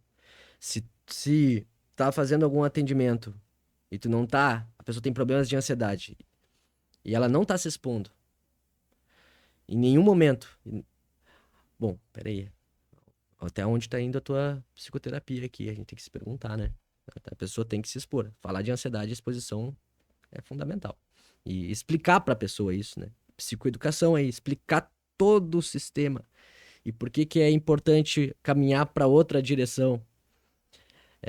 Claro que vai ter desconforto, mas é só assim que a gente aprende a lidar com ele. Então, falar de ansiedade também tem que trazer a exposição. Para quase todas aqui, né? Para quase todas. Se a gente for olhar para fobia, a gente pode ver a exposição na fobia, a relação com toque. Não, agora tu vai botar a mão na maçaneta. Eu vou botar a mão na maçaneta aqui. Eu vou cumprimentar tua mão agora. A pessoa vai ter aquela sensação horrível ali. Vamos junto entender ela, vamos respirar aqui de uma forma diferente, vamos trazer a tranquilidade de outras formas, claro. Que é só assim que a gente consegue se posicionar em relação à nossa ansiedade. Daí, e como usar o álcool prejudica também, né? Tem muitas pessoas que chegam assim, tava mal de ansiedade nessa semana aí, fiquei mal. Aí, como é que foi o final de semana? Tomei meia garrafa de vodka. Uhum. Por isso que... Né? Tomei muita cerveja, bebi muito. Isso interfere na semana também, ali no teu bem-estar. São informações de utilidade pública. Quando nós falamos de comportamentos que podem ser compulsivos, no âmbito de certas atividades ou do consumo de substâncias, o que mais nos indica que aquilo ali pode estar agravando um problema psicológico é quando esse consumo ele é feito dentro de um contexto de uma emoção negativa que o sujeito procura aplacar, fazendo esses atos, essas atividades ou esses consumos. Então, a pessoa que bebe para reduzir a ansiedade, ela pode estar em mais risco de desenvolver um problema com álcool, um alcoolismo, do que alguém que pode estar bebendo mais no momento, mas bebendo por outras razões. Então, o contexto de uso das substâncias e de certas atividades é um indicador muito importante do risco da pessoa desenvolver um problema com esse consumo. Assim como, por exemplo, o consumo de álcool ou atividades como, por exemplo, o consumo de pornografia. Se for feito num sentido de aplacar uma emoção negativa, uma ansiedade ou um sentimento depressivo, aquilo ali tem mais chance de virar algo compulsivo na vida da pessoa, repetitivo, de uma maneira destrutiva. Ao passo que se a pessoa consome álcool, outras substâncias, em situações onde há um contexto diferente, social, o risco pode ser completamente distinto. Tem a parte genética aí. Sim, sim. O álcool, o que acontece? Se eu tomar um copo de cerveja e tu tomar também o mesmo copo de cerveja, o efeito que nós vamos sentir não é exatamente o mesmo. Em função de variações genéticas entre nós. E também, obviamente, da nossa memória, do que nós sabemos sobre cerveja, do que nós pensamos sobre essa experiência. Mas desde o nível fisiológico muito fundamental, as drogas elas não são processadas da mesma forma por organismos diferentes. Então tem pessoas que têm muita sensibilidade ao álcool e tem pessoas que têm pouquíssima sensibilidade ao álcool. Esses dois extremos têm mais chance de desenvolver problemas de alcoolismo. Porque a pessoa que tem pouquíssima sensibilidade acaba bebendo em volumes muito grandes para atingir um efeito. E a pessoa que bebe um pouquinho e já fica embriagada também tem um risco. Então, a vulnerabilidade ao alcoolismo e ao transtorno por uso de substância, pelo álcool, está ligada também a certas vulnerabilidades genéticas. Isso para as outras drogas também. Também, certamente. Cigarro, maconha. Exatamente. Também, muitas pessoas usam a maconha para aliviar a ansiedade, né? Ansiedade social, Fico mais extrovertido, eu fico mais calmo. desligado. Então, mais desligado. Até Fico porque desligado. como a pessoa tá constantemente com muitas sensações corpóreas Tenso. desagradável, então usar essa droga aí, a pessoa tem o alívio. Mais uma vez, de novo, falando sobre o alívio. E é como a gente busca ele naturalmente. Então, para pessoas que estão extremamente em estágios desagradáveis de sensações corpóreas, buscar o alívio começa a ser algo que, algum momento, se a pessoa usar errado, se torna necessário mentalmente ali. A pessoa, vou ter que fumar agora, vou ter que beber agora, vou ter que, pra eu ficar mais tranquilo, pra eu ficar mais de boa, pra eu conseguir me organizar bem. Peraí, o que é isso? Tem que pensar, a gente tem que ter um tempo pra pensar ali. Parar, refletir. A longo prazo, como é que vai estar? Aí fica a pergunta. É promissor? Se a gente for olhar mesmo, não. Né? A gente pode pensar assim, tá, ok, vamos pegar um contexto de festa, e a pessoa fica com ansiedade ali de um julgamento pra chegar em alguém. Mas se eu beber, eu fico mais corajoso. Ela vai ficar bebendo até quando, então? Vai usar o álcool, então, como uma ferramenta tua agora. Tudo bem, agora tudo bem. E a gente vive numa sociedade que também valoriza isso. Sim, sim. A gente vive numa A sociedade publicidade que isso tem é muito ampla, muito forte, repetitiva. Até que é justamente por isso que é difícil, né? O alcoolismo ali. Porque ela tem que ficar evitando esses contextos. E a bebida é associada a tudo. A uma comida de confraternização com todos os lados ali, numa festa, enfim. E também existe também transtorno por uso de substância. Aqui, quando a gente fala de ansiedade também, a pessoa pode usar alguma droga e ter um ataque de de pânico Sim, ali. sim. Isso Uma droga acontece. estimulante. Uma droga estimulante é comum. Envolve muito o processo dela ali, o temperamento e como ela tem a disposição dela mental ali, mas tem como acontecer isso sim. Imagina uma pessoa que já tem uma predisposição à ansiedade, a pânico e usa um estimulante. Toma muito café. Café, Uhum. comum. Ah, tô com problema de ansiedade, pânico. Tá? Pergunto, em algum momento você pergunta, e como é que é o uso do café? Ah, tomo muito café. Pô, peraí, uma ansiedade já é desagradável. Agora, com mais estimulante, É. pô, uma hora vai ficar muito pior. A gente tem que saber até onde a gente vai ter que usar alguma coisa, esse tipo de estimulante, como café. Se a gente tem ansiedade, peraí, a gente tem que maneirar. Café e ansiedade estão muito associados também. Então sim. E é bom café, eu gosto de café. É Bom, bom, gosto de mas a café. pessoa tem que se conhecer, tem que saber o seu momento também, E o tem que momento. saber a circunstância em que ela vai estar sob efeito dessas substâncias. Exato. Então, o tratamento da ansiedade, e esse tópico, na verdade, a gente vai percebendo que ele tem várias facetas, né? Tem um aspecto fisiológico, tem um aspecto das substâncias que a pessoa pode estar consumindo, do seu estado no dia, como foi seu sono, o que que ela consumiu, Saúde daí. como é que tá a saúde dela naquele É. momento. E também tem o aspecto cognitivo, que vale a pena também nós mencionarmos, que muitas vezes as pessoas que têm problemas com ansiedade, a nível de transtornos de ansiedade, têm uma tendência a catastrofizar as coisas mentalmente e a fazer uma leitura exagerada dos pontos negativos das situações e principalmente das possibilidades negativas.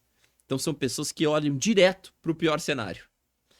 E treinaram isso o tempo inteiro? Treinaram isso. Então, assim, eu vou fazer uma viagem. Então, olha, o pior cenário possível. Será que eu vou ser algemado e vou ser mandado pelo Trump de volta para o Brasil algemado?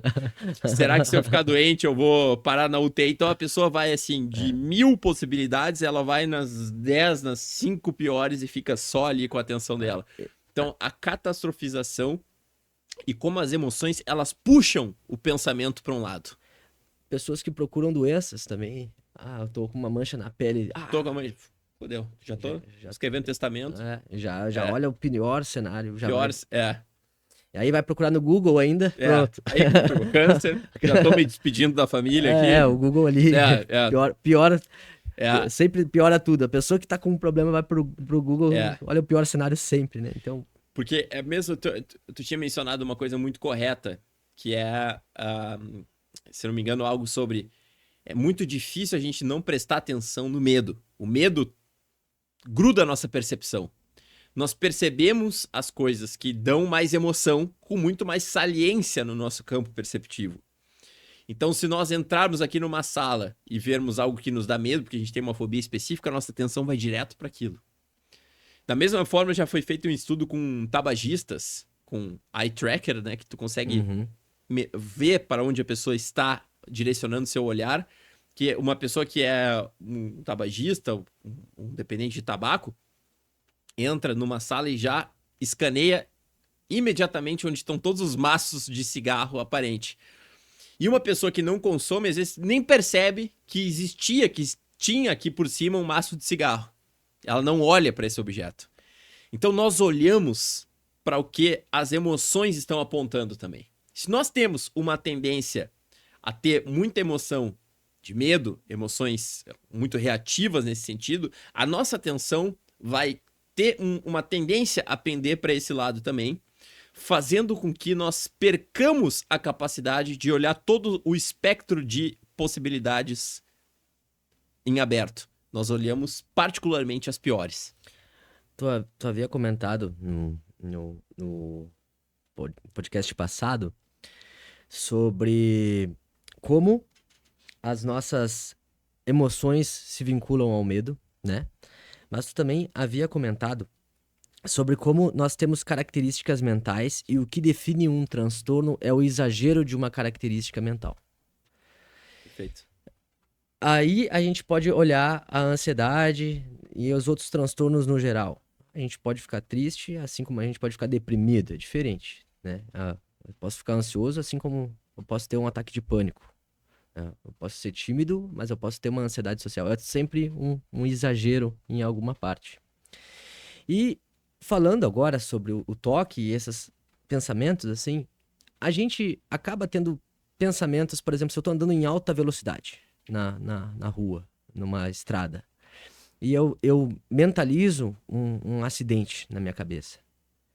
Eu vou frear, vou andar em uma velocidade mais tranquila aqui. Não vou fazer essa travessia na serra Uhum. aqui, vou cuidar, porque né, é importante ter esse momento desse pensamento catastrófico em algum momento para eu me proteger. Agora, na ansiedade é o exagero disso. Aí, e no toque, algumas vezes, se eu pensei que vai ter um acidente, então pode ter um acidente. Então eu acho que eu tenho que desviar minha atenção aqui, porque daí fica o pensamento do acidente ali constantemente. Mas se eu botar o cinto de segurança 3 vezes, isso não vai acontecer. Pensamento mágico, meio supersticioso, É, né? pode chegar nesse nível. Alguns casos, a ansiedade. Pode chegar. Uhum. Pode chegar. A pessoa. Mas claro que a gente tem pensamentos de trágicos na vida pra gente se proteger. Se eu tô andando de carro e eu pensar que pode ter um acidente, eu vou maneirar na velocidade ali. Agora, tô andando de carro constantemente, fica vindo pensamento de acidente ali. Não vou mais andar de carro. Uhum. Olha aí o quanto tá. Como é fácil descalibrar. É por isso que as pessoas têm tantos transtornos mentais. É porque o cérebro tem que calibrar as coisas numa precisão muito grande, muito bem escolhida. Pensa bem, existe uma linha muito tênue entre o que te permite dirigir com segurança e o que seria uma direção imprudente de um lado e o que seria a opção de não dirigir também. Nós temos que estar com um nível de medo muito bem calibrado para nos proteger e mesmo assim conseguir fazer aquilo. E de fato, os transtornos de ansiedade, assim como os outros transtornos mentais, é quando a pessoa perde a calibragem dessas emoções.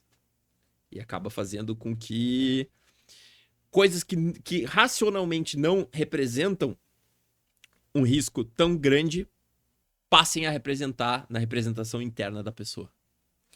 E aí vem os prejuízos em diversas camadas. Porque é diferente um transtorno mental de uma doença fisiológica aí, por exemplo, vamos pegar uma pessoa com gripe, pode ser, tá tossindo, tá sentindo dor no corpo, o sintoma já tá ali.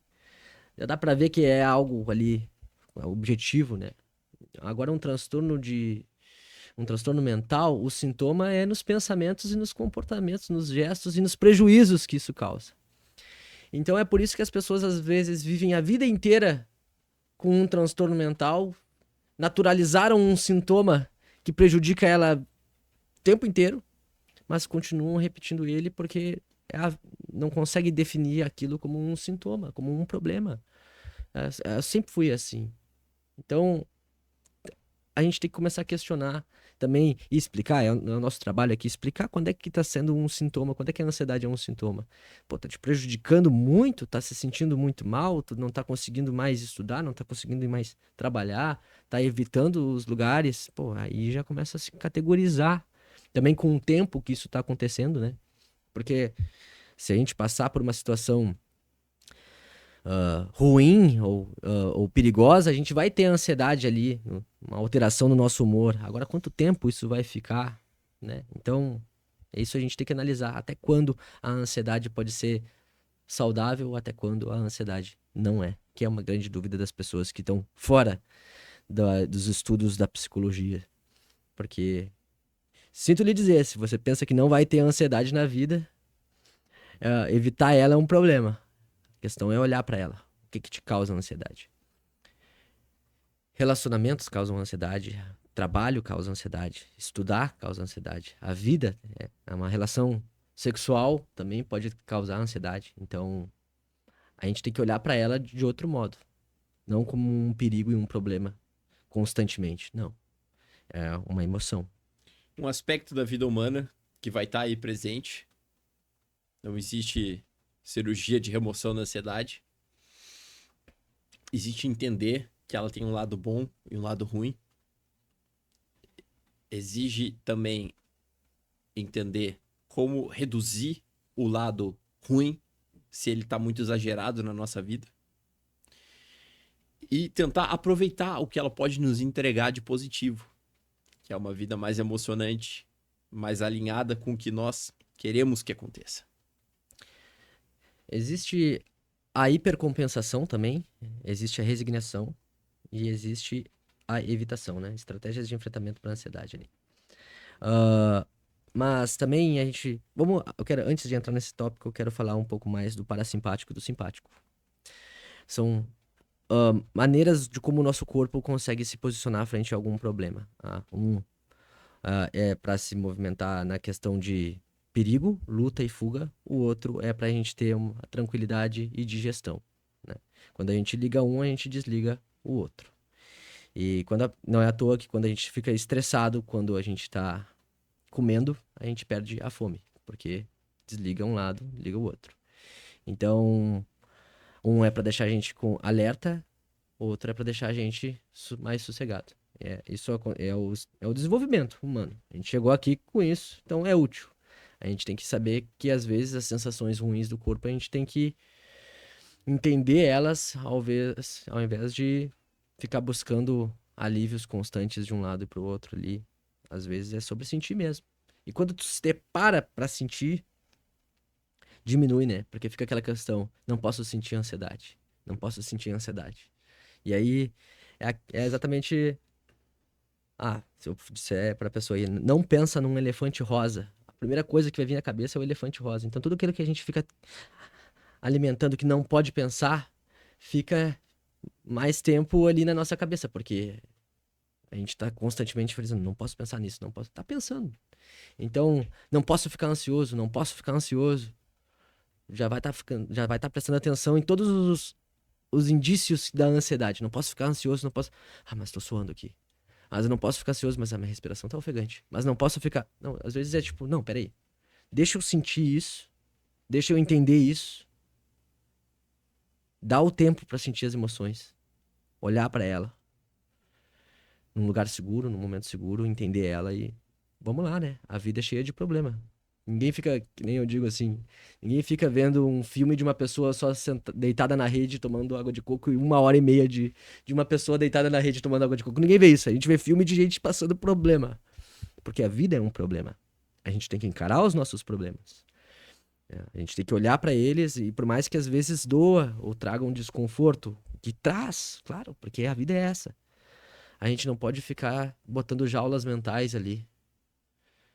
Porque o medo, ele prende a nossa vida. A gente não pode levar ele como uma consideração. Por mais que o nosso corpo ele tenha a tendência de levar o medo em consideração sempre, assim, tem um viés atencional para ele, a gente não pode levar ele como prioridade em todas as relações que a gente tem, de trabalho, profissional, amizade, social, seja lá qual for. A gente precisa olhar o nosso medo e entender ele. É o que eu vejo que é o que mais traz diferença para a gente conseguir se movimentar ao favor dos nossos objetivos. E é encarando problemas, né? É o quanto a gente aguenta. Também, mares calmos não fazem bons marujos. A gente comentou já uma vez sobre isso. É sobre passar problema. O cara que tá no mar lá, na tempestade, o cara vai ter o melhor braço. Por quê? Porque passou problema, entendeu ele. E é claro que a gente tem desconforto, é claro que a gente tem sensações ruins, mas a gente não pode achar que elas são um fim. Porque elas podem ser o começo de uma nova postura, um novo movimento de motivação. Mesmo que em alerta, mas de motivação. Tá aí pra isso. Então, qual outro tópico que a gente pode abordar aqui? Eu acho que nós já falamos muita coisa. Esse já quase um fechamento foi muito, muito positivo, porque a experiência disso tudo não precisa representar necessariamente um prejuízo para a vida da pessoa, mas como uma porta para ela desenvolver algo melhor que vem de dentro de si próprio, que é a capacidade de enfrentar essas coisas, conhecer mais sobre si mesma, sobre os outros e conseguir aproveitar mais da vida, mantendo também um contato com a ansiedade e não fugindo dela a qualquer custo, entendendo mais sobre si? Autoeficácia. A gente tem que encarar realmente aquilo que a gente teme também. Exatamente. E desenvolvendo uma competência e um senso de preservação psicológica, de preservação de saúde psicológica que se mantenha estável no longo prazo. Isso que é muito bom. Pensamentos de longo prazo.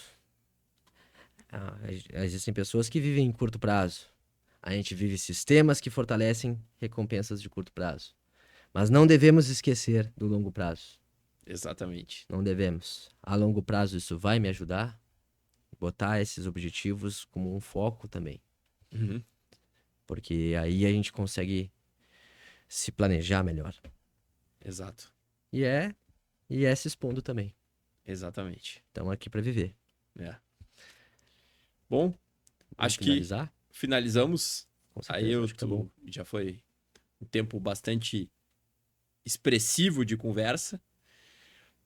Gostaria de agradecer profundamente a audiência por ter acompanhado até o final desse nosso episódio. Nós ainda vamos conversar muito mais sobre esse tema, certamente, em outros aspectos e em ocasiões futuras, trazendo também, eventualmente, convidados que possam dar luz a certas perspectivas desse tópico tão grande e tão vasto que é a ansiedade, que pode ser olhado desde uma perspectiva cerebral, neurofarmacológica, histórica, evolutiva. Nós vamos nos empenhar para trazer ainda mais informações sobre esse tópico. Agradecemos a atenção de todos e estamos nos dedicando bastante para trazer um conteúdo aí de divulgação científica e mostrar um pouco mais sobre a psicologia, saúde mental, para as pessoas também que não entendem muito bem essa área de estudo e que é tão rica, né? E tão bonita também de se estudar. Então, a intenção é chegar a informação a vocês e espero que gostem do que a gente está trazendo aqui. Fiquem bem, agradecemos a todos de novo. Um abraço.